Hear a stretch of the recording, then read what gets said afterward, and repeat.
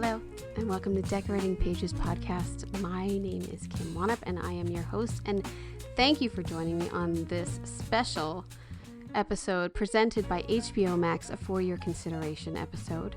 Welcome to the HBO Max nominated production designer panel.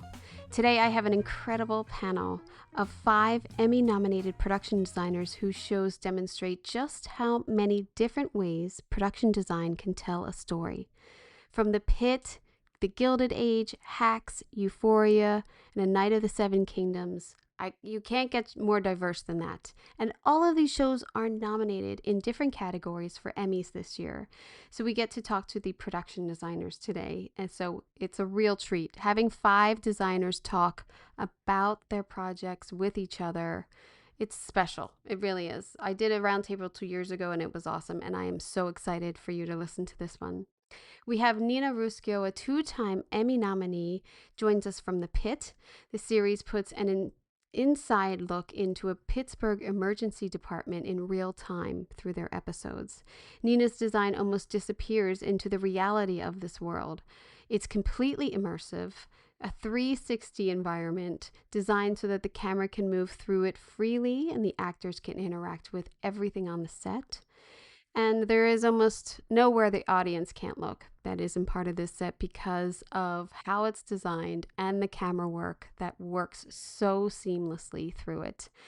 Bob Shaw also joins us for the 3rd season of The Gilded Age. Bob, who previously was on this podcast, that's a good one. Bob is a 9-time Emmy nominee and a 3-time winner, winning for Mad Men, Boardwalk Empire, and The Gilded Age. This season expands an already enormous period world through New York, Newport, England. I mean, that show just gets bigger and bigger every season. It's wonderful to see. Bob and his team transform existing locations, combine multiple properties into single environments, using architecture, decoration, and scale to show us who exactly has power in this society and who wants it. And you can see that in the sets before people even get into them. Just look at the sets behind everyone and you can tell who the powerful people are on the Gilded Age. François Audouy is here for the final season of Euphoria. He is now a 2-time Emmy nominee. So 5 years have passed for the characters in this show, and the design expands with them into a much larger, more cinematic vision of Southern California. The season was photographed on 35mm and 65mm, and Francois and his team created more than 170 sets, including an extraordinary miniature of Los Angeles, downtown Los Angeles, for a giant Attack of the Cassie fantasy sequence. We talked about that a lot, and how no CGI was used for that, and it was all in camera. So get ready for that conversation. We also speak with Rob Tokarz, a 4-time Emmy nominee, who joins us for the 5th and final season of Hacks. Rob began on this series as the art director and became, in the process, not just the designer, but the telling of this tale and this character, in which he got the opportunity in this final season to take the character back to her history of being a comedian and designing a 1970s sitcom show within the show. And that's not all. They went to the Louvre. That's all I'm going to say. If you haven't watched, they went to the Louvre. Okay, I'm very, very jealous about that. So yeah. And last but not least, Tom McCullagh joins us for A Night of the Seven Kingdoms, receiving his first Emmy nomination. He also previously worked on Game of Thrones. So he's not new to this, but I'm sure overtaking this enormous world that has so much to offer design-wise, but yet tells a smaller story, a more personal story. And through their journey through Westeros, which if you're a Game of Thrones people, you're in, he had to give that world the scale and build this history for Game of Thrones, which comes after it. So we talk about that and shooting in Northern Ireland and this medieval environment, just amazing. And weather. Let's talk about weather. So yes, all of these things when you're designing and decorating sets are all challenges. But what I love about these 5 designers is the contrast, and you will hear that as they speak about their shows. They are 5 completely different approaches, and all doing the same thing, though. We're using our environments, our sets, building sets, designing, decorating, paint, everything. Every layer on there is story building before the actors say the words. That's key. So, this is a special episode of Decorating Pages, as I said, sponsored by HBO Max, and you can explore the official HBO Max for your consideration site. You can log on to there, which is hbomaxfyc.com, and use access code B25C 8W3R. Now, I know you're driving, or you probably don't have a pen for that. So I have put it all together for you. Easy clicks, decoratingpagespodcast.com/HBO Max FYC. It's on there. Also on there is the YouTube video for this episode, and you can see all of the beautiful drawings that are of their nominated episodes. So let's get to it. I hope you enjoy. Welcome to the HBO Max Emmy-nominated production design panel. I am your host, Kim Wanup. What makes this panel so interesting is the contrast of how each of these Emmy-nominated shows uses production design in storytelling for television. The Pitt makes production design almost disappear into reality. The Gilded Age announces power through architecture. Euphoria turns heightened emotion into cinematic spectacle. Hacks displays the glamour and absurdity of show business without ever overpowering comedy. And A Night of the Seven Kingdoms feels epic in scale while still serving a much more personal story. So I would like to introduce this amazing panel of production designers, starting with Nina Ruscio from The Pitt Season 2. Hello. Hello, Nina. The Hi, Kim. Pitt is nominated for Outstanding Production Design for a Narrative Contemporary Program. Bob Shaw for The Gilded Age Season 3, nominated for Outstanding Production Design for a Narrative Period Fantasy Program. Bob. Hi. Hi. François Audouy for Euphoria, Season 3, Outstanding Production Design for a Narrative Contemporary Program. Hi, François. Hello. Rob Tokarz for Hacks, Season 5, Outstanding Production Design for a Narrative Program Half Hour. Hello. Hello, Rob. And last but certainly not least, Tom McCullagh for A Night of the Seven Kingdoms for Outstanding Production Design for Half Hour. Hi, how you doing? Hello, Tom. Tom, are you on a different time zone? Where are you? I've got some East Coast. Different planet. It's 9:30 p.m. here, Oh. Belfast. All right. Well, we won't keep you that. It's okay. I'm allowed to stay up a little longer tonight. Hope you took a nap. I've been given permission. Okay, good. Because I am so excited to talk to all of you, not only because I am a fan of each of these shows and watch them regularly and talk to people the next day about them. I just love the design of all of them and how completely different they are, and that just shows how tough this competition really is. So that's really the hard part of it. A nomination really is the win when television has gotten this broad and this demanding of our skill set and everything. Don't you all agree? I mean, you're all doing movies. Absolutely. I mean, Yeah. the quality and sophistication of what's on television is oftentimes greater than what's in cinemas. It's incredible. It's Yeah. extraordinary. Yeah, it's 10. It's such a different time frame to be able to come up with it. Yeah. It's harder. It's much harder. It's much harder. I am going to start with Nina, if that's good. Nina, you ready? I'm Talk good. about The Pitt. The I'm Pitt. happy. The Pitt. This is your second nomination. And Season 2 expands the hospital, including an enlarged triage area and additional circulation. The entire set remains a continuous 360 environment with lighting and bounce incorporated into the architecture. And coming into this second season, was it exciting to expand it? I mean, It was because there were areas that we were not able to complete. We had this idea that we would restrain ourselves. We drew a line in the sand on the stage, and we had this on the second stage. And then we had this idea that we would accommodate all the support systems there. But we quickly disavowed ourselves of that notion halfway through the first season, and then realized that it would be fantastic just to create this same circularity and kind of immersive opportunities that we had done on the first stage. And we're hoping that I mean, sadly and also fabulously, we hope that nobody noticed what we did, because a lot of the work is in areas that we just turned our back to in season one. Right. So the extensions are to create the endless cinematic range that we had on the first stage, because it's a completely handheld environment with all of the lighting incorporated into the design. So we don't light from the ground, and we are fully a handheld show. So you can go from one end of that set all the way to the other end of that set on both stages now, and it's very satisfying. It's a Yeah. very satisfying space to be in. I think too, what's incredible about that, because you have action in foreground, middle, and background all the time. Mhm, mhm, So you're constantly the 360. It's constantly on camera, and mhm. they're changing their views and everything.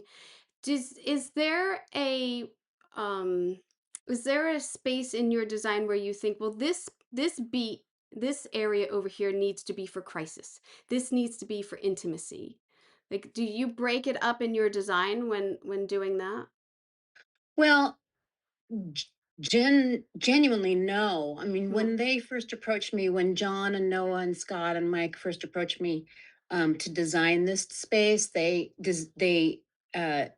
asked me to do it before they wrote anything. Wow. And so, really, my goal when I was approached with the design was to create an environment that would handle everything. Mm, So, both the intimate spaces and the public spaces and the scale of the spaces had to serve whatever it could be in my imagination that they might come up with, which was more daunting and flattering at the same time, because really it had to cover everything. And because the intention of the show is to be so physically and completely immersive and unimpeachably real, um, our directive, my goal was to make it so that if you were going to be able to shoot a 360-degree environment, that there wasn't anywhere you couldn't look, right. and there wasn't any drawer you couldn't open, there wasn't any space you couldn't be in, um, to create a flexible imagery. So having the fear of doing that the first season for just 15 episodes, and now we're working our way towards 45 hours of television in the same very, very, very large set at over Yeah. 24,000 square feet. Um, I feel like I'm so excited that people have recognized the set that's really supposed to be invisible. Um, and I'm very proud that it has sustained and not given people the visual doldrums. So I'm very, very happy to be here. Yeah, I don't feel that at all watching it. I mean, I feel like I'm in a hospital. I feel like I'm watching a documentary, which I think a lot of Mhm, people feel that they're mhm, watching a real, ER and triage and all of these, outside the mhm, ambulance bay and everything coming in, and all mhm. of these characters just being able to, walk through, grab a pen and grab a file outside of the set, walk back into frame and everything. It's really, I'm assuming, freeing for the actors too, to be able to have I've that. been I've had the pleasure of receiving love letters from the actors regarding it, because they don't have to suspend their disbelief. They're in a physical space. We all come to work every day in an emergency department. And because we also shoot the show in continuity, it's an experiment that was very brave to do, and to be in Yeah, this very blanched space, which should be emotionally triggering and feel much more realistic for people. And I repeat, shoot in continuity. The actors have a freedom of choreography. There's no marks on the ground when a scene is blocked. There's an organic nature to it, and there's nowhere you can't look. right. So it's quite liberating and efficient. Yeah.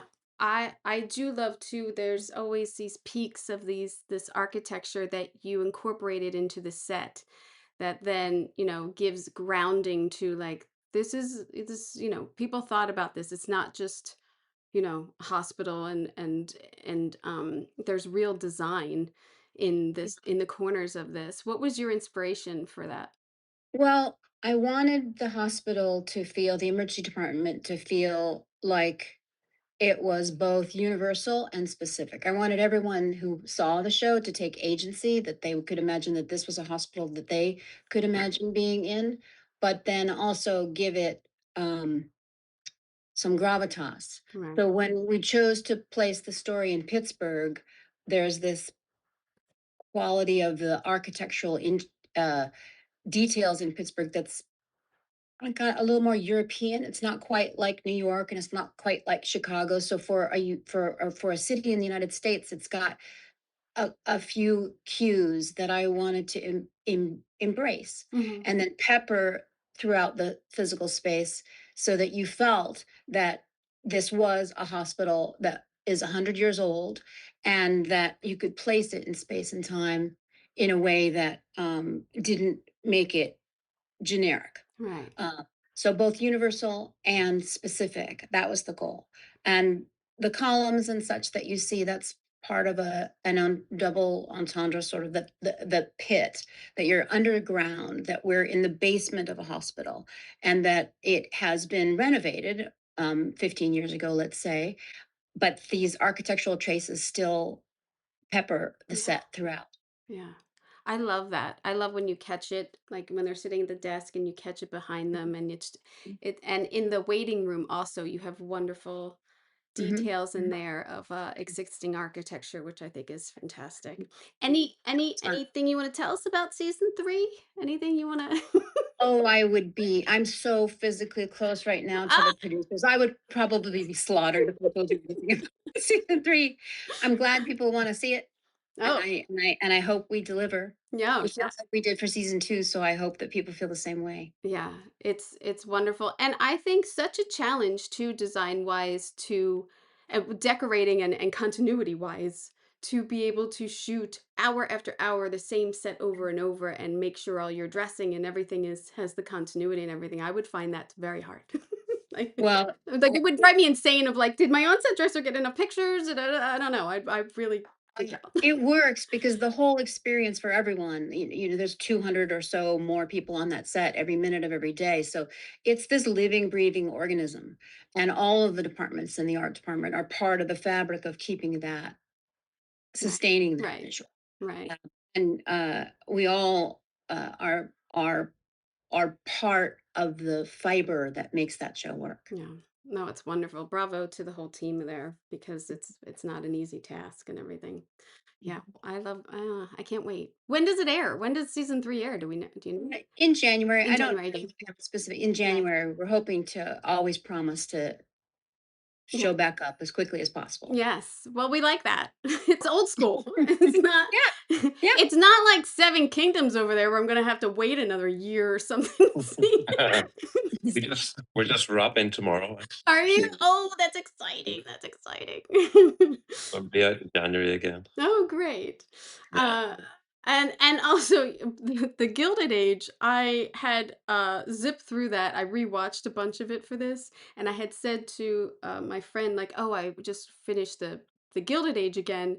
And she was like, "Is there a new season?" I was like, "Well, I finished the last season." She's like, "I gotta go. I gotta go see if it's the one I watched because I might be behind." Like it was like people. She was kind of freaking out that she might have missed the Gilded Age. I was like, no, I'm just rewatching. But yes, Bob Shaw for the Gilded Age. You have 9 Emmy nominations and 3 wins.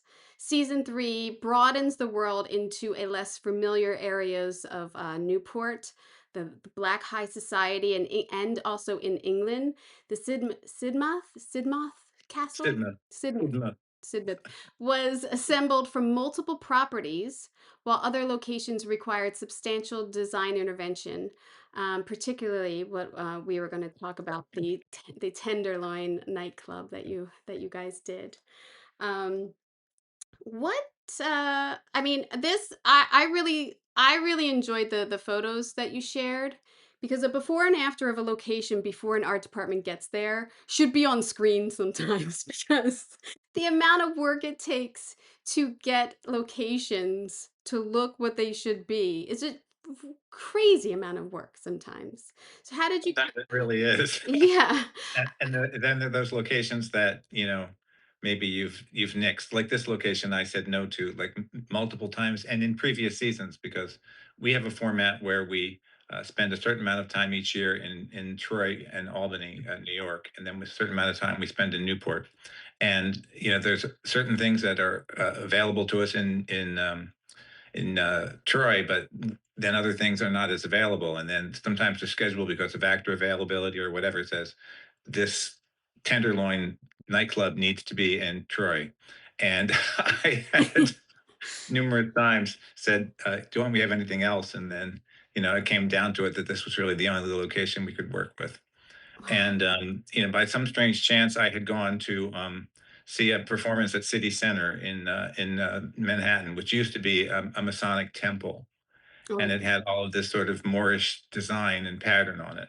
And there was a little bit of a craze in the 1880s and maybe a little earlier in New York that all these great mansions like the Astor Mansion and whatnot had a Moorish room, which was usually a smoking room. mm, So something about going to see right. the ceiling of the city center, and then knowing a little bit of the history, said, okay, we'll do something in the Moorish style, and all of the like on the extreme left there, right rather, Mhm. um, that's all was printed on self-adhesive This. vinyl, and yeah, all that, Yeah. and then around the proscenium, on the Yeah, lower this. You did yeah, all of that. frame down, that's also all covered with, I mean, basically we gift wrapped the whole place. Wow. And covered all the painted it, a much deeper color, and then added all of this applied vinyl detail. I mean, there were miles and miles of it. And it's hard to say that it had a very contemporary railing that there was really not a lot we could do with. So we ended up Okay. making these pieces to add to the railing so that it didn't look like it was installed last year. And then Jenny, Alex, our third decorator for our third season, Right. kind of wear them out. And she had found this roulette wheel somewhere in a garage upstate New York somewhere. And so we sort of built some of that into it. And then somebody, I don't know who, found an interesting detail that there were like female boxing matches in some of the senior nightclubs in the Tenderloin district.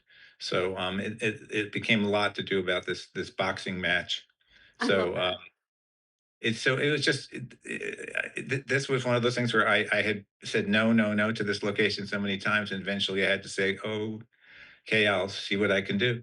Well, And there are a couple of locations this year. There was another location when I walked in and I said, "I hated this last year and I still hate it this year." And of course, we ended up filming there. yeah. And it was supposed to be somebody's study, and it was filled with bookcases. And he ended up covering. There's Yeah. we all go through the same thing of like, Can't make any holes. and yeah, Can't paint, can't make any holes. I mean, I feel like that's our biggest. Disguising.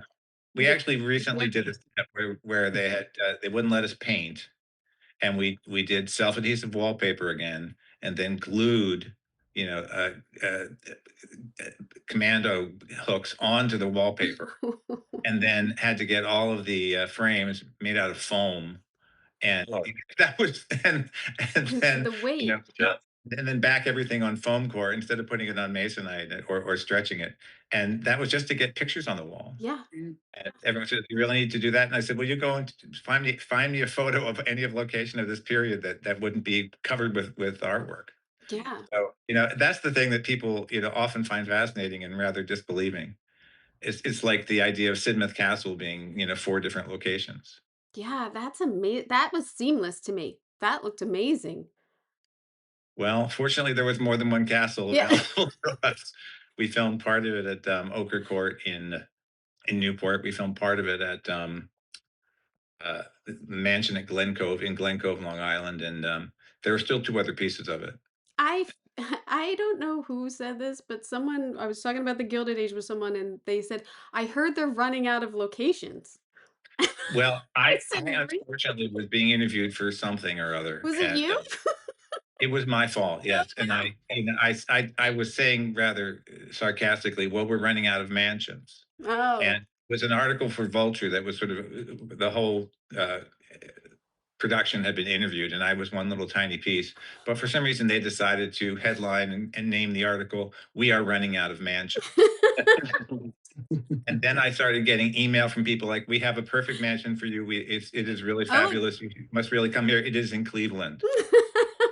And then I started, Yeah. anybody who had a mansion anywhere, like at least in half the country, kept, finding my email and saying, "We have the perfect place for you."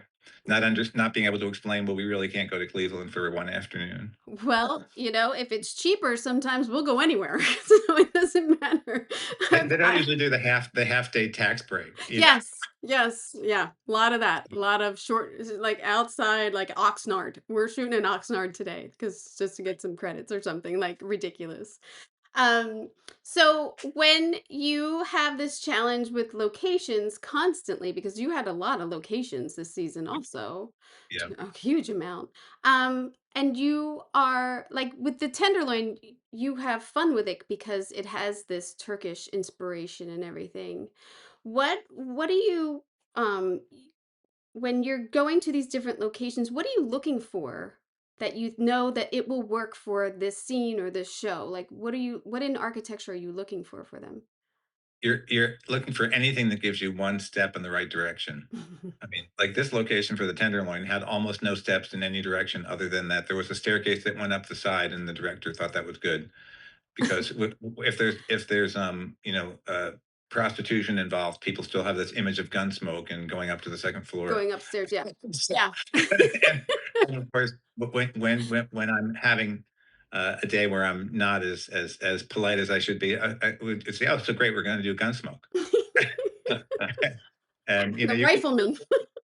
sometimes you try to shame people into Yeah.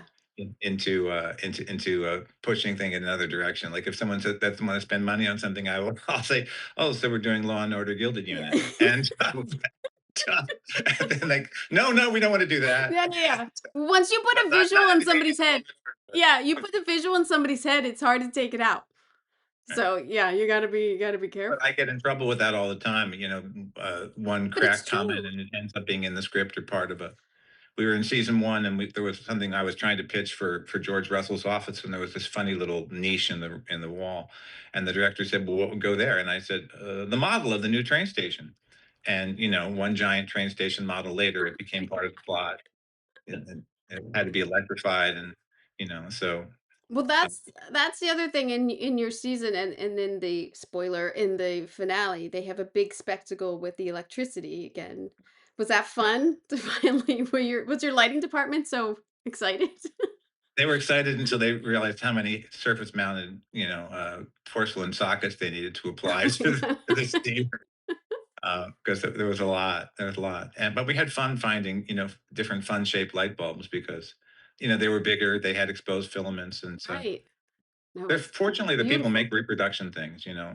People want the glass bulbs for their, you know, trendy restaurant in Williamsburg. So, Yeah. so they make some of the stuff. Well, I'm having a hard time in California that you can't get them sent in anymore, really. Like like California won't let them be shipped in. Like the lighting in especially fixtures, special fixtures, they won't ship them to California. You got to have like a friend in New Mexico and then they ship it there and then they ship it to you. That's how I Wow. get around it. It's crazy.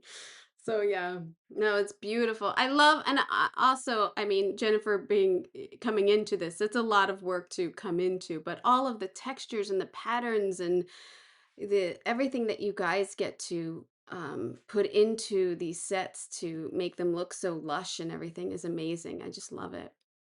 I have to remind people sometime that we're having fun because the pressure, and there's deadlines, and Yeah, there's stress, and then it's like we're getting to do this, and yeah. you don't get to do this on many shows, and so I always have to stop and remind people that we have a pretty good playground. Well, yeah. I mean, if anything, you always have to work with good people and you gotta laugh. You gotta laugh about it. Even when I'm on a drama I'm like, I gotta get back to comedy. I gotta get back. I need comedy. I don't know. I like some laughs every now and then. You're too seriously sometimes on dramas. That's what we have Christine Baranski for. Yes, yes. And she's so wonderful. But yes, so congratulations on the Gilded Age season 3. It's wonderful. We just wrapped season 4. Oh, yum. It was wrapped, yeah. Oh, I'm excited. Now here's one I'm bummed because there isn't a next season of Hacks. Now that's a bummer. That's a bummer. Rob. Yes. Yes. Um Let's do Hacks. So Hacks is production designed by Rob Tokarz. You have 4 Emmy nominations. Season 5 revolves around Deborah's legacy. Who's making dinner? Required the production to design and invent a significant 1970s sitcom show within this show. It's backstage world. It's fictional archive photography, a Paley Center style retrospective, and other than that, you went to Las Vegas, the Madison Square Garden ish, Central Park. You went to the Louvre. You shot in the Louvre in Paris. Yeah.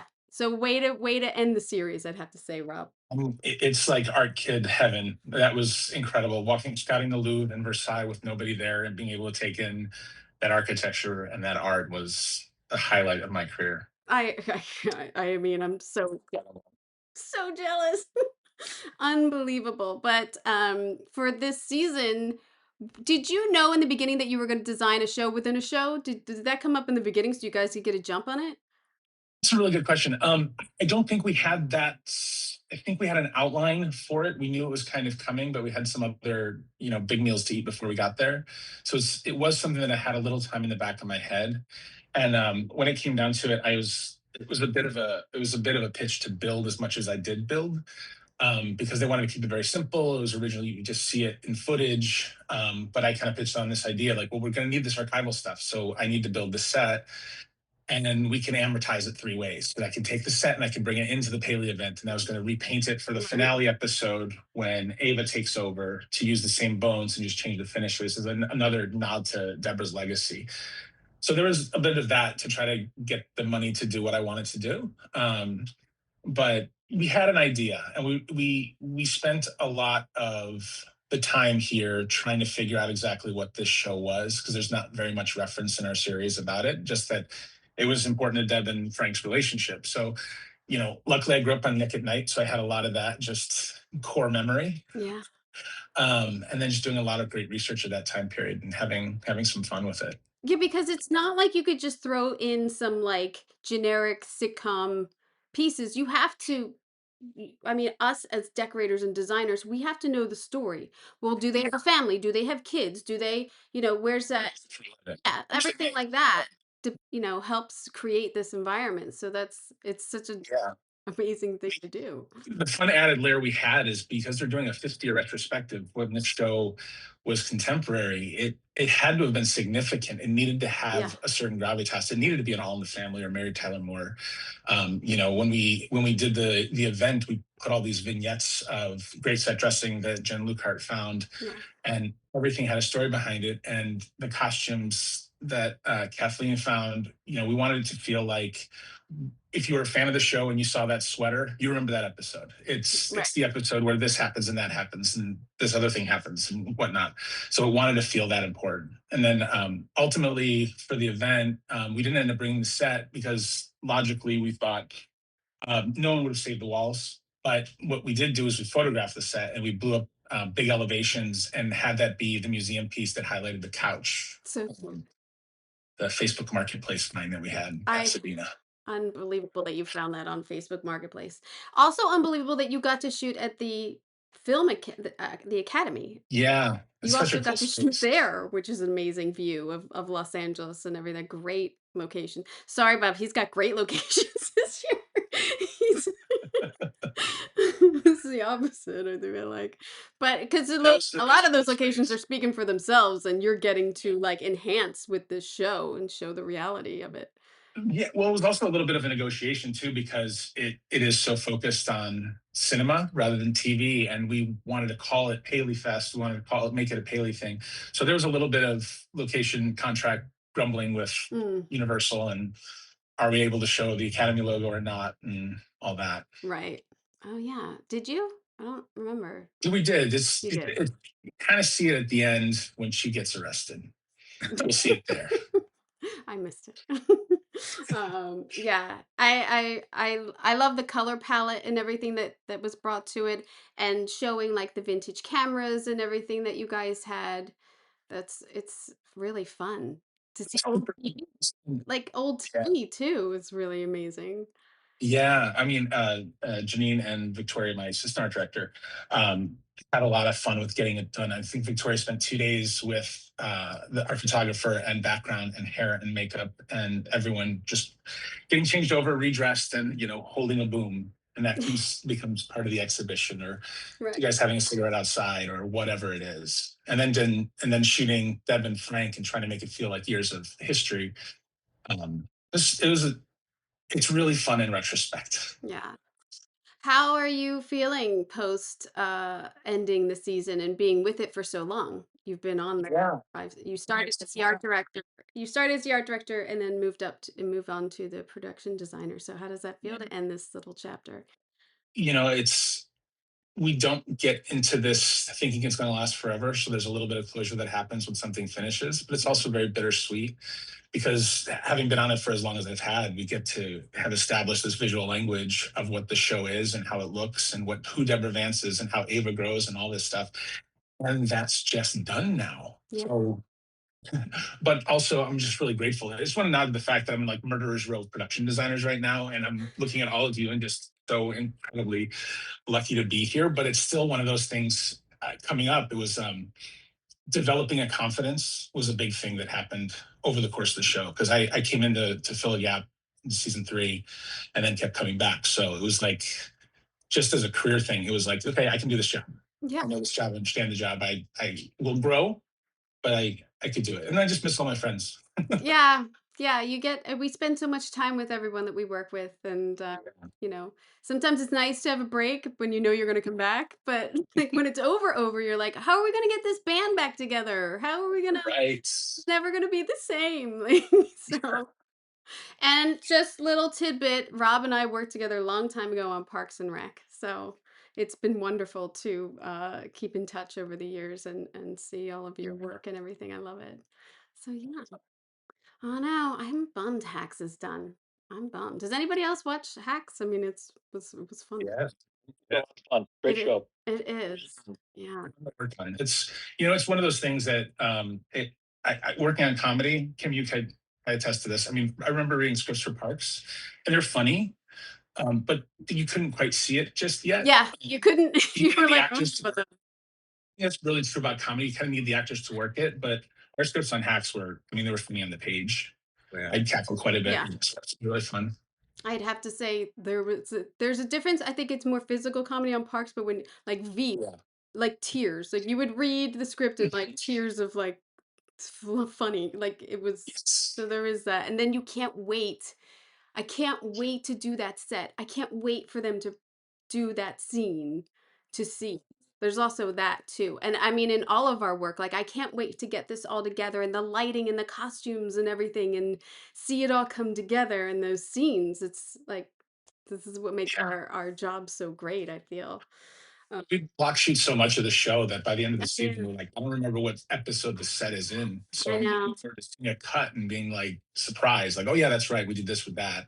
Yeah, it does. Yeah. Sometimes it takes it out, because I'm like, I don't even remember that. What episode did that scene land in with block shooting? Yeah, it's hard. Well, congrats on the last season. And then we have another last season here for Euphoria, which I feel like fans of Euphoria would watch it forever if they could. Not that, you know what I mean? Like people who are into Euphoria really like, I love it. I love it. It's so deep. But François Audouy, you're the production designer of Euphoria. You have 2 Emmy nominations. You joined this last season, season 3, following its 5-year narrative jump. The season moved into a wider, more cinematic visual language, shooting both in 35mm and 65mm. This submitted episode that you have includes a large moving bigature section of Los Angeles for the 50-foot Cassie sequence, and it was constructed so the effects could be photographed largely on camera without visual effects Yeah. coming in that way. Was this fun? I don't know. It was a blast. I mean, the whole show, I don't think we really used any blue screen. Maybe once, one day or something with blue screen. Wow. Sam really wanted to make a show that was kind of handmade and eschewed CGI. There's no CGI. So anything, there would be maybe some composites or tweaks and things, but they were all, it was sort of like the Christopher Nolan approach, Right. everything had to be captured as elements or shot practically. So that added a challenge, but really made it fun. We made it kind of like a throwback Hollywood production, shot on film, 2 formats, 35 millimeter and 65 millimeter. And we shot over 2 million feet of film on 65 millimeter film. No way. Marcel had a custom Kodak stock made. So it gave it a very rich and beautiful aesthetic. And so we very, very much had to think about the colors and how the colors would respond to the film stock.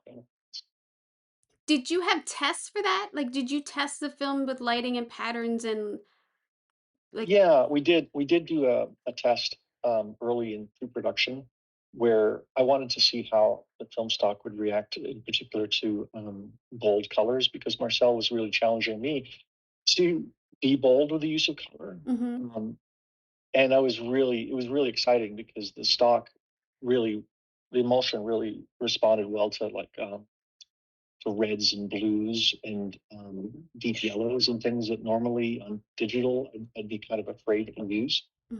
Um, but I leaned into sort of a Kodachrome palette for some of the colors.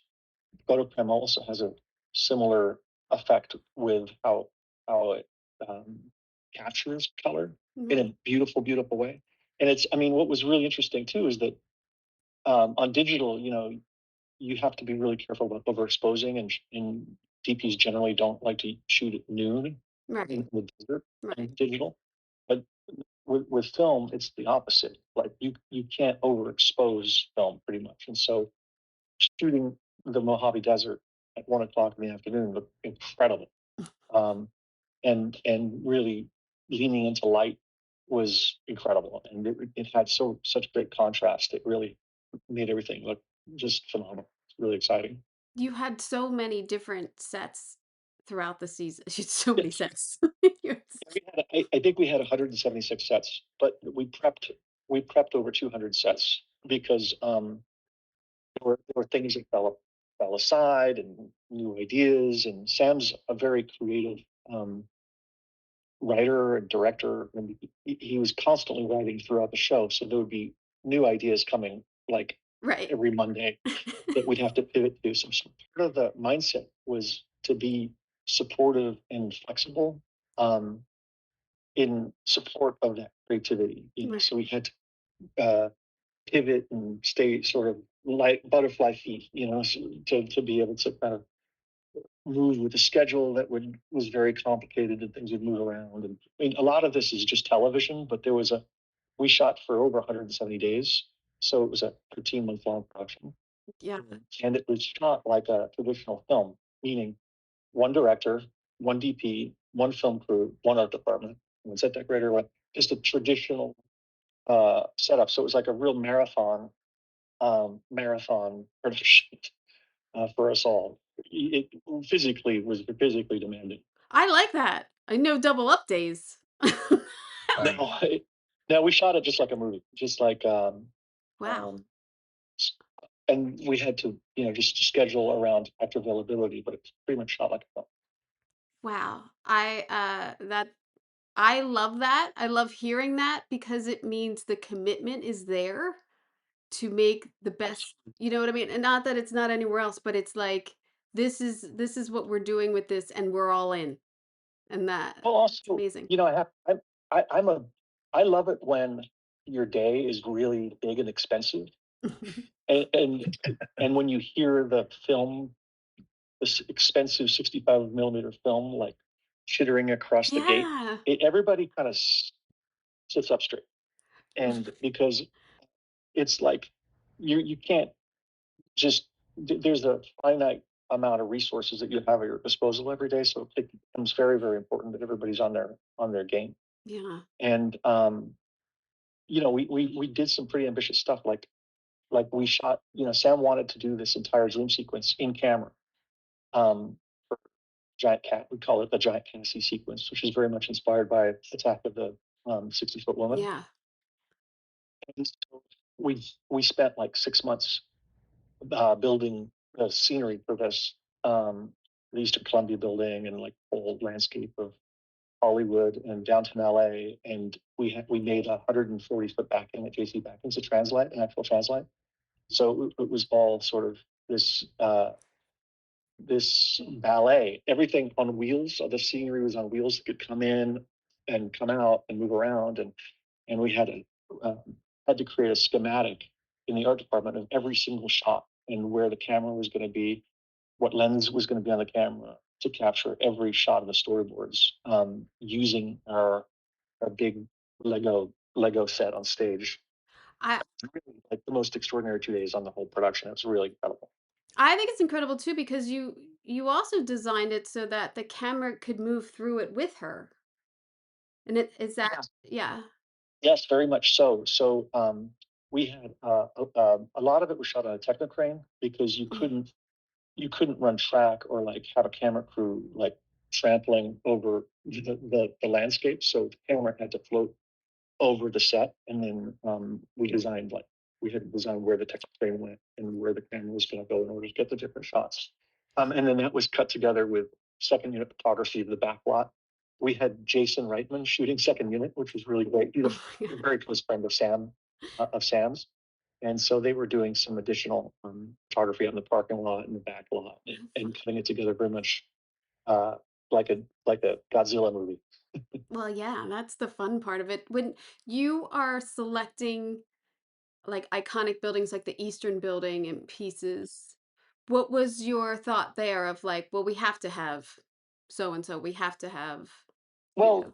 the movie's very much a Southern California story, and so we capture all the different facets of Southern California. And I grew up in Southern California, so I'm always fascinated at how diverse of a place it is. You've got the desert and the beach and the mountains um, and the city, and Beverly Hills and Hollywood and the Inland Empire and all. I mean, Right.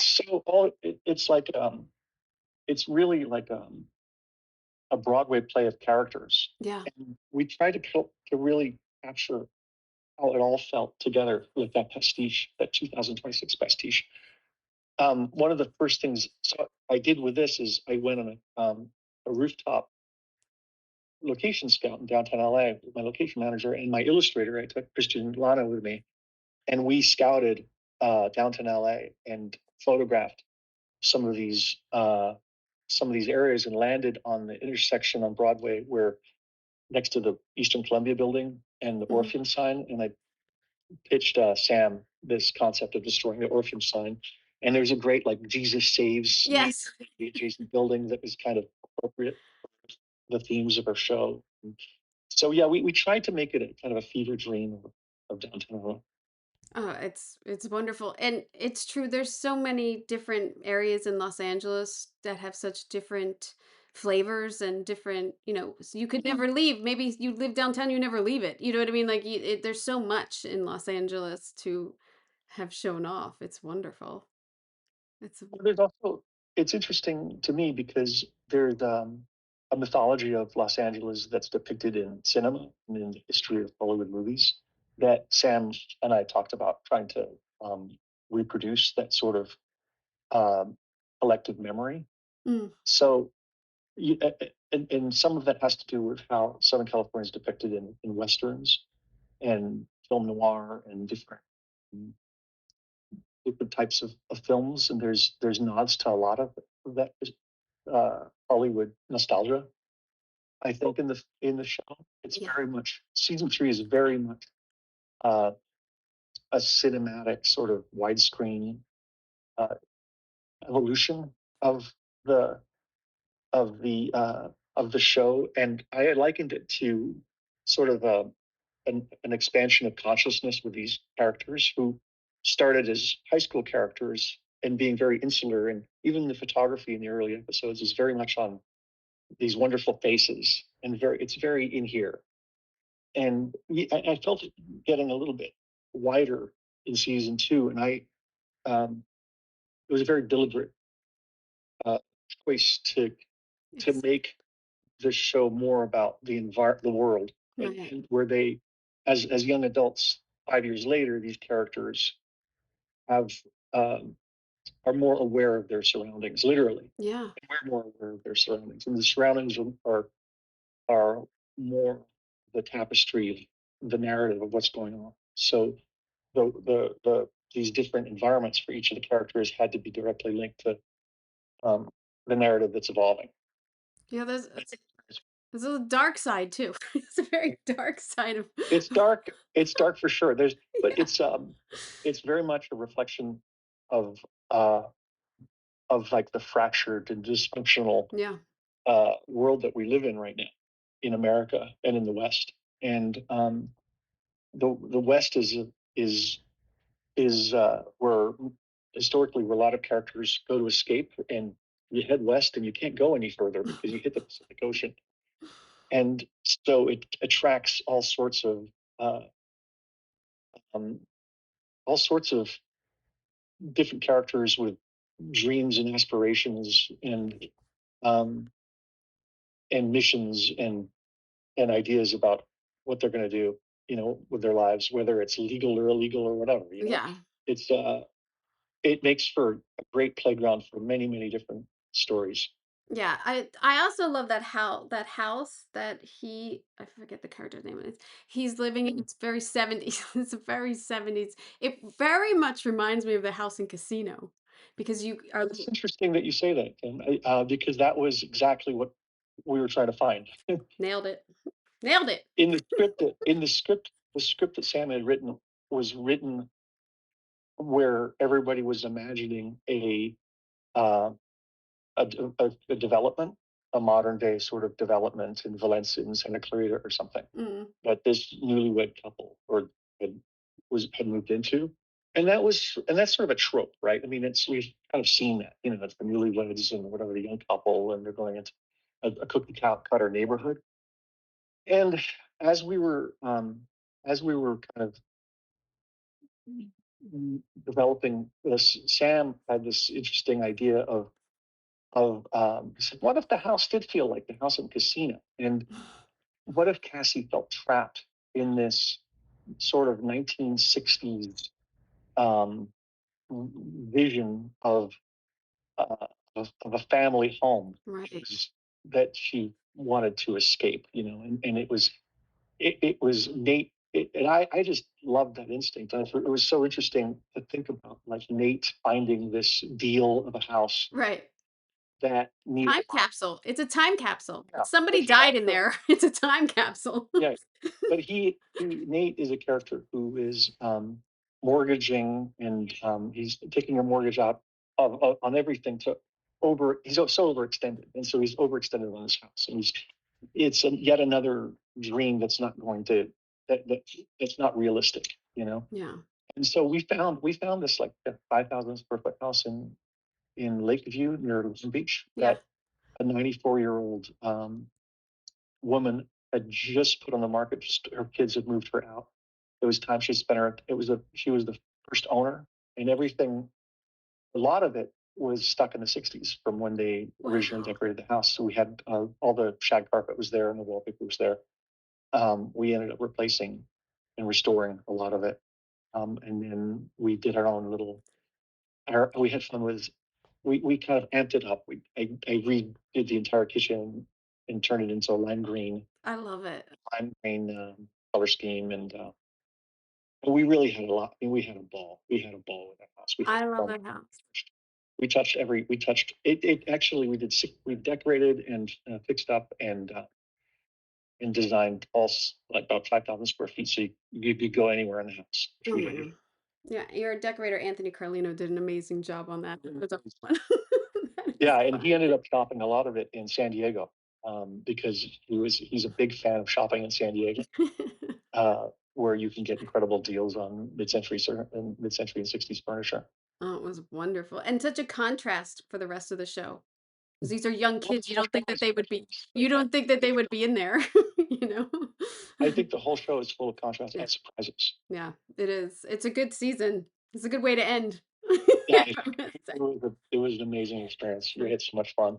It's, well, congratulations on the season. And again, ending. Another series ending. Now, Another season ending, sadly. now, Everything was come to an end eventually. now we couldn't get much more of a contrast here to move on to A Night in the Seven Kingdoms with production designer Tom McCullagh, your first nomination for this show. And it's I mean the playoff of Game of Thrones and coming into a story of just zeroing in on these characters is wonderful for anyone who loves Game of Thrones or any of these series, House of Dragons, anything, because the focus that you get on these characters who you love, who sometimes in Game of Thrones you see them and then you don't see them all season. You might never see that character again until they die or something. But this, to zero in on such a wonderful like odds coming together type story. Were you so excited to jump into Dunk and Egg's story and build their world? Yeah, I mean, I was kind of very conscious of obviously Game of Thrones. I'd art directed for a couple of seasons on it. Then obviously House of Dragon was doing its thing at the same time. So our story is kind of 100 years before Thrones, and I'm not sure how many years before or after House of Dragon. So you're still very much in that Thrones world. You're conscious of a very kind of picky audience, who, a bit of disillusionment at the end of Game of Thrones, and disillusionment with the finish of Game of Thrones, and this House of Dragon, much as it looks fantastic, was slow to kind of fire up. So I Literally. think at that stage we had an audience that would have been coming kind of very wearily to us because we didn't have dragons, we didn't have marching large armies, battles. It was essentially a story about two people who meet by chance, and we follow them on their first journey together. So from that sense, it was exciting to kind of try and stay in the world, try and still give it a bit of scale, and obviously the look that everybody knows, and just try and kind of create the spaces that. The thing about it is, with Thrones or with House of Dragon, these spaces are all kind of, we revisit them, but Yeah. because ours, it's like a road movie. We go into one place and then we never go back to it again. So we had to try and find some places that gave us a fighting chance with an old farmyard or something to give us a start for the courtyard of the castle and things like that, and build around that. Uh, so we were constantly kind of looking around and trying to find places that might give us, just give us a decent start. The picture that you see here, I mean, that was just a greenfield site, Yeah, I think with nothing on it.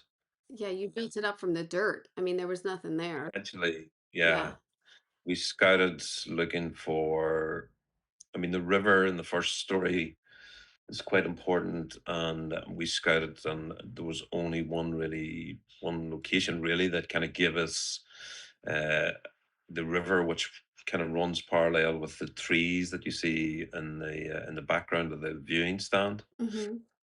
And on the far side of the river is another flat field where we created the market that would kind of follow the jousting, etc. Like a where the puppet show was, etc. So when we brought our to see the location, I was saying, well, this side could be the market, that side could be the tournament ground, and he said, could we build a bridge across this river? And I went, yeah. And then when he walked away, I'm thinking, what have I just said here?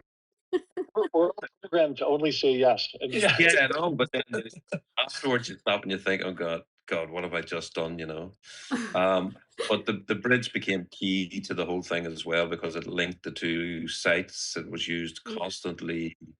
The background of the stand is run, or the bridge runs opposite that to the marketplace. So there was like on the back there. a fantastic kind of it was a 360 playing field, if you like, again. You move from this side of the river to the far side to the market. So it had a real buzz about it. And that was the fun part, trying to create it. Building it was a bit trickier, because when we went down there even to measure the place, it started to snow. And then when we took the diggers and stuff under the ground, it just didn't stop raining. And Oh it no. rained, and it rained. Tom, how did you deal with the mud? Well, the locations team, where we had our bases and stuff, put down tank track and all this kind of thing. But essentially, what you see around there, we put a base of kind of stone. We dug out the soil, put a base of about 10 inches of stone in there to drain the water, and then kind of worked off that. But of course, the company that we use, they're fantastic guys, and they had, you poured a bucket of water and that it was just gone away immediately. So when we wanted an hour, then said, I want this for the final fight to be really, really, really muddy. So of course the sun came out, then decided to come out and bake the ground. We had, this is no exaggeration, 10 guys on that there, digging it up, throwing water on it, firemen firing water on it with hoses around it. I mean, it was just, you know, everything that you didn't want to happen happened in reverse. It was like, please rain now, and it didn't rain now. And that ground that you see there was artificially created by, the crews on the ground. So, weather was a real problem for it. Likewise for the stand, we thought we could initially just build that out of, scaffold and timber, etc. But then we got an engineer in, and she said, look, guys, I would be building this out of steel because of the weather that you get down there and the wind kind of sweeping up the valley and stuff like that. So that was another thing that happened that we hadn't really budgeted for. And, then it was built out of steel. Then obviously we're trying to disguise the look of it to make it look like, shaped timbers and things like that. I mean, the crews were incredible on it. I have to say, they were just fantastic. So, You're shooting in Northern Ireland, right? Belfast, is that? Yeah. Yeah. The structure, I love this piece because it just looks like a cathedral outside that you've designed and been able to, put into wood and the fabric that you have there to make the sides of it. Did you have inspiration? You couldn't really have inspiration from Game of Thrones because you're before it. So you're creating this. But did you have anything when you thought, "Oh, let's take that back. Let's see where that originated from"? I guess the story. I mean, they're having a kind of feast in one of the tents, and Mhm. guy gets up and says, "For 1,000 years, men have come here to beat each other with sticks." So what we were trying to do was actually give the place, the jousting ground, a little bit of history, and you can see in kind of the decay of some of it, and then the newer timber above it, and then the shape of the arches behind. It was kind of inspired a bit by, you know, Gothic or old medieval churches in England. Mhm. There was one in particular that had three kind of arches overgrown with, ivy and things like that. And I think we did 2 full ones there and a broken one to kind of try and make it look like it's been there for 1,000 years. And they keep building on it and trying to make it better and improving it or whatever it is. Again, the statues and the shields that hold the kind of tilts. I love those Uh, statues. these all had a kind of a carved story of the history of Ashford. So it was just trying to give it a bit of history, a bit of background, and trying to obviously use materials that would have been of the time, trying to um, create Yeah. just techniques that you might have used at the time that you could kind of believe that they had used to do these things. I was conscious, obviously, as having worked on thrones, and the architecture was much different when you get into the cities, and this wanted to be a bit more parochial, kind of small town feel to it. Mm-hmm. Uh, um, the tournament ground itself was driven by the 5 versus 5 jousting scene, which George had written into it. And he talked about the jousting scenes in El Cid, and then it had to be a flexible jousting ground as well, because then we were having 7 against 7 horses, so all the rails had to come out, the posts had to come out, and then we were left just with the shields, the stone shields. So it was a totally kind of flexible set, Yeah. which the guys had done a super job. Just burying channels where we could find the posts and lift the posts out and have teams there early in the morning. Some It brutal scenes there. Brutal. was pretty brutal, I mean, the stunt guys just brought that set alive. It was just incredible what they did. Um, a guy called Rob Inch and Florian, and they had everything down to a T, what they wanted, where they wanted the rails to crash, where they wanted fire to tip over, so it was kind of, a nice bit of coordination with those guys as well. Now, you had said like you're shooting out a location for the season, right? Like if you yeah.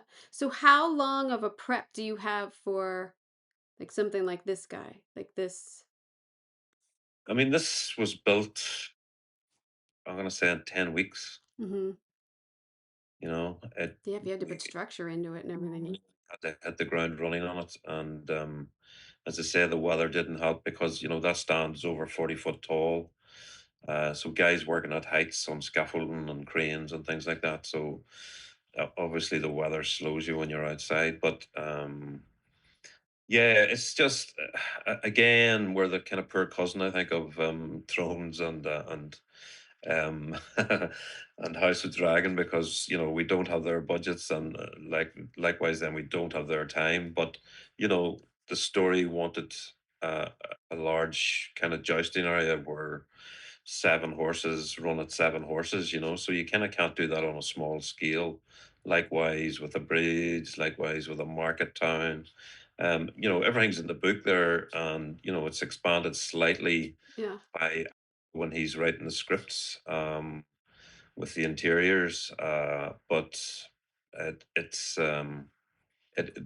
a tight time scale, has to be Yeah. said. Yeah, because you're shooting while you're prepping like the rest of us. I mean, Yeah, you're still totally, yeah. you're Yeah. still double I call it you can see the posse dust behind you. It's yeah. like Yeah. they're coming quick. So this was one site. We pretty much kept it to this site, to the studio, and to another site, which was that old farmyard. It was an old 150-year-old farmyard where we Oh yeah. hit the courtyard of the castle and the entrance into the castle, and then we created, I think, 9 or 10 other sets around that courtyard as well. Like the interior of the inn, and the exterior of the inn, and flea bottom, and yeah, It's so lots of. much work because you're establishing it for seasons to come too in your first season. So it's a tremendous amount of work also you have under there. Just not Yeah, set- you that's what I'm saying, set.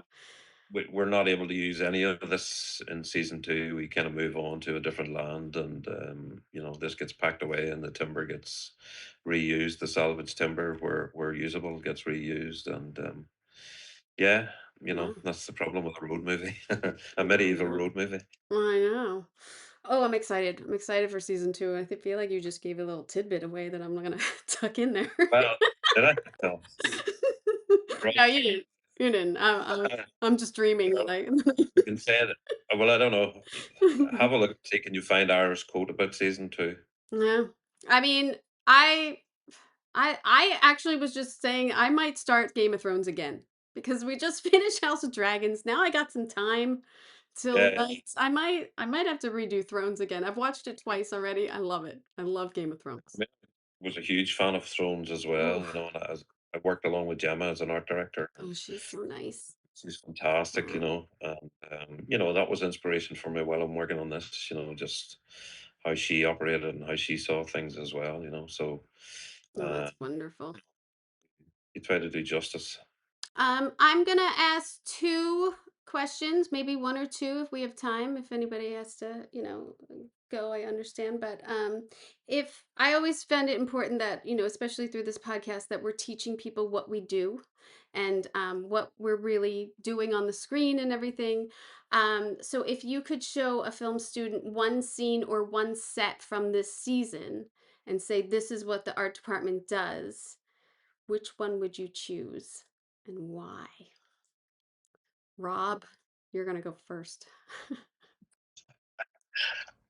I would say the final version of the diva Mm, is probably a really good example of what we can do with the location. yeah. Yeah, You turn that around. we turned the Secret Club downtown into a really cool Vegas casino. Yeah.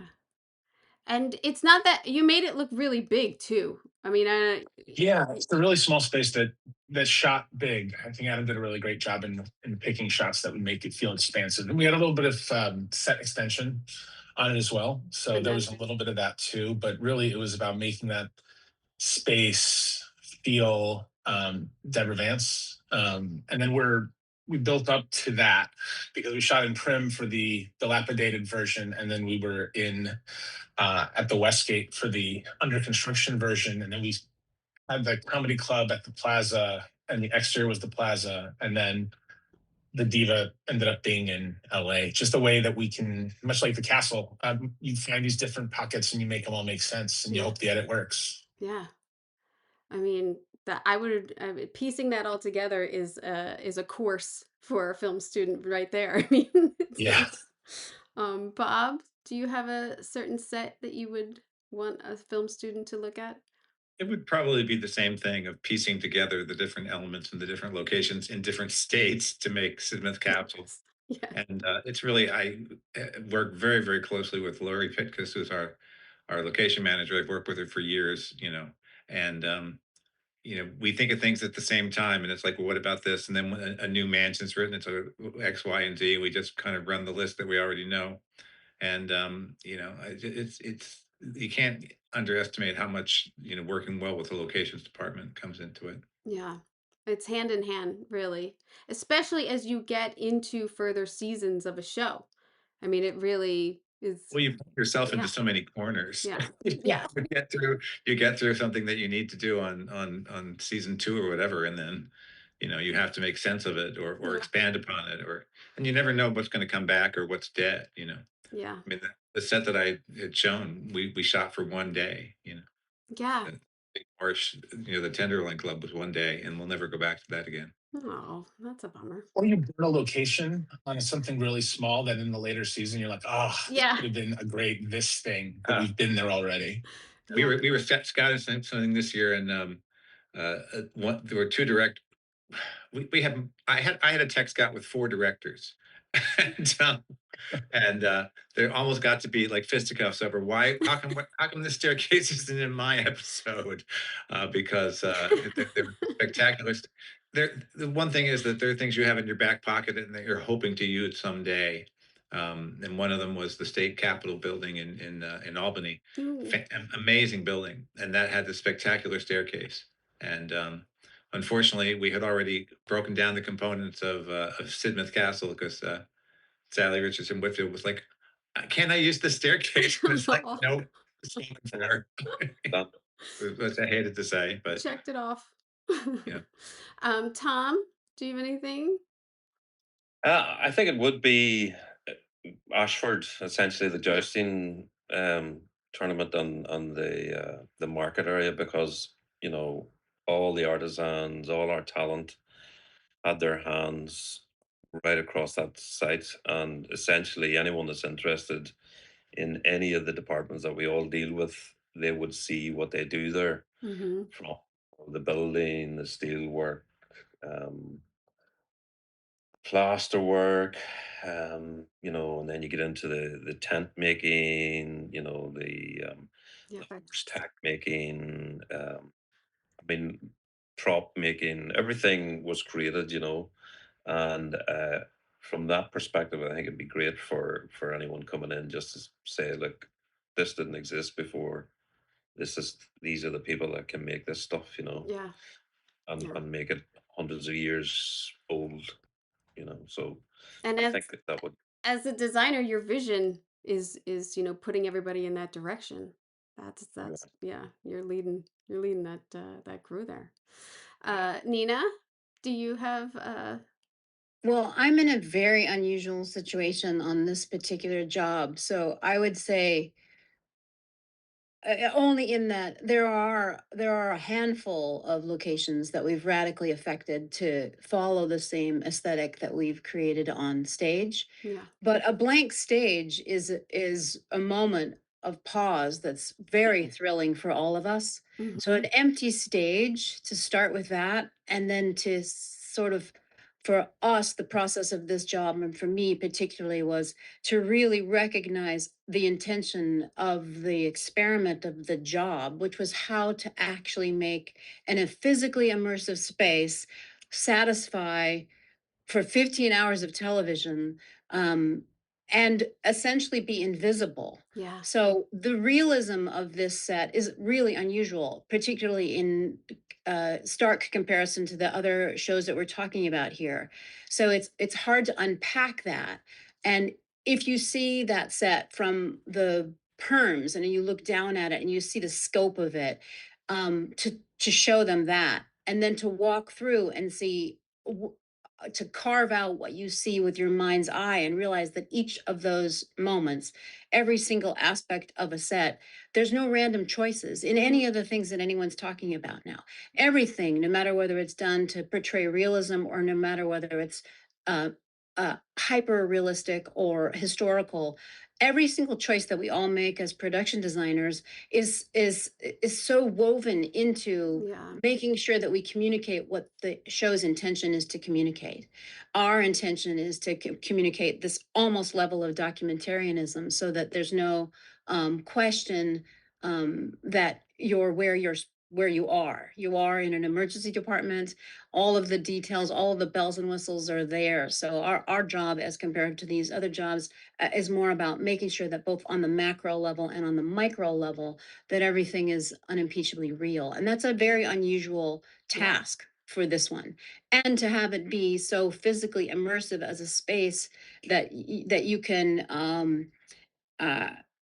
film in any single corner. We're literally fire lane to fire lane. You open a door that's supposed to go to a bathroom and there's a yellow line on the ground. Our show is really more about waste not, want not, in many ways. It's definitely a lesson for a film student for that, to Yeah. use every single speck of space on a stage. That is a lesson to be learned, and you've all done it. I know you have. Like, oh, can we fit this here? Can we fit this swing set here? Like, that is magician type. Even within all of that normalcy of the institutional design, all of the trades are exposed. There's engineering, there's metal, there's plaster, there's paint, there's glass, there's all the craftsmen that are folded into it. An extraordinary set deck department. Tied, connected directly with the prop department, which is so essential on this. Matt Callahan, our set decorator, and Rick Ladamod. These are amazing people at the top of their craft, and embedding all the lighting. We are so as production designers,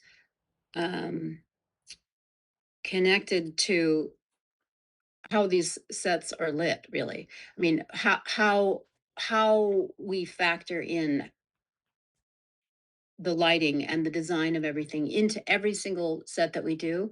These are lessons that can be learned on this particular show. All of the other shows that we've all done are all kind of more traditional. There's a in that way, but this is more about showing them how you can fade into the background and not be seen.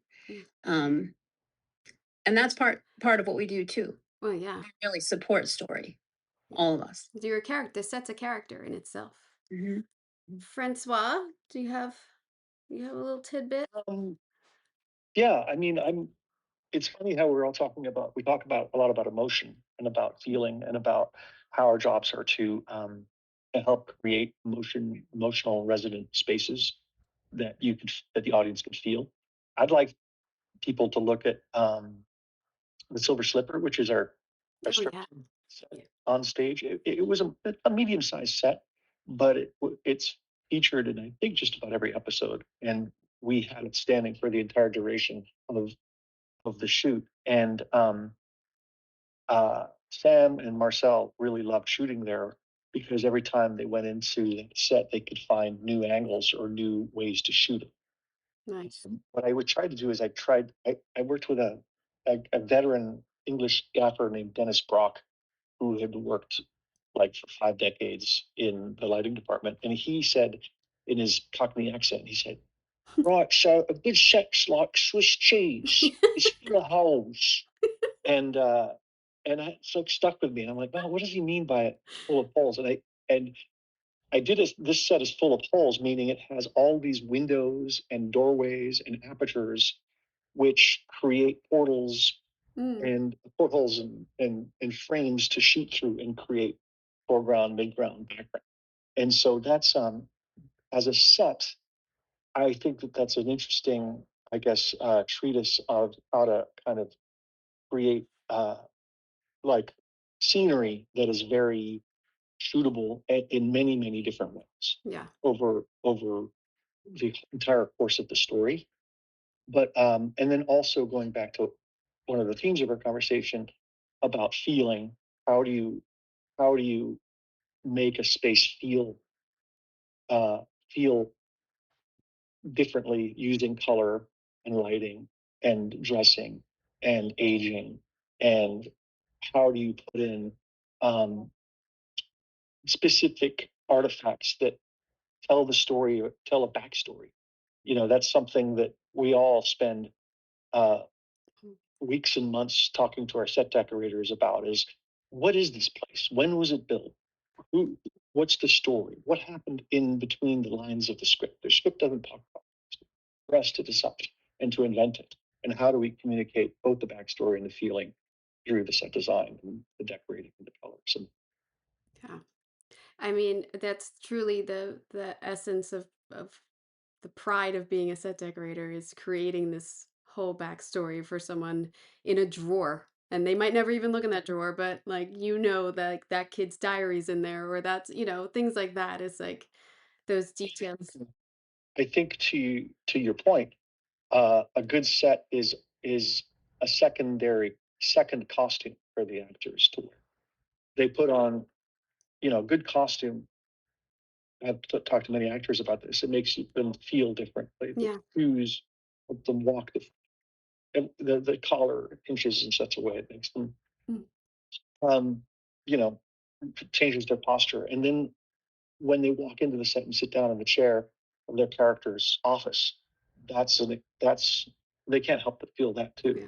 So that layering hopefully creates a feeling that you feel when you watch the show.